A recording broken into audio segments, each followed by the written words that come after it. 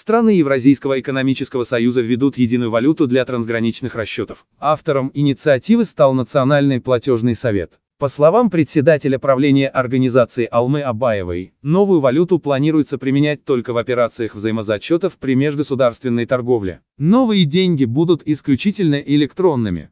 Введение такой валюты необходимо для облегчения взаимных расчетов в условиях угрозы санкций. Отмечается, что курс новой валюты будет зависеть от курса национальных денежных единиц стран-членов ЕАЭС по отношению друг к другу. Созданием единого платежного средства уже заинтересовались в некоторых крупных российских кредитно-финансовых организациях. Замглавы Минфина России Алексей Моисеев пояснил, что новая валюта будет напоминать европейский ЭКЮ, предшествовавший появлению евро. Как отмечают эксперты, введение электронной валюты поможет участникам ЕАЭС перейти к постепенному отказу от доллара. Вместе с тем инициатива устраивает и других членов Союза, которым невыгодно усиление роли рубля. В настоящее время странами Евразийского экономического союза являются Россия, Армения, Белоруссия, Казахстан и Кыргызстан.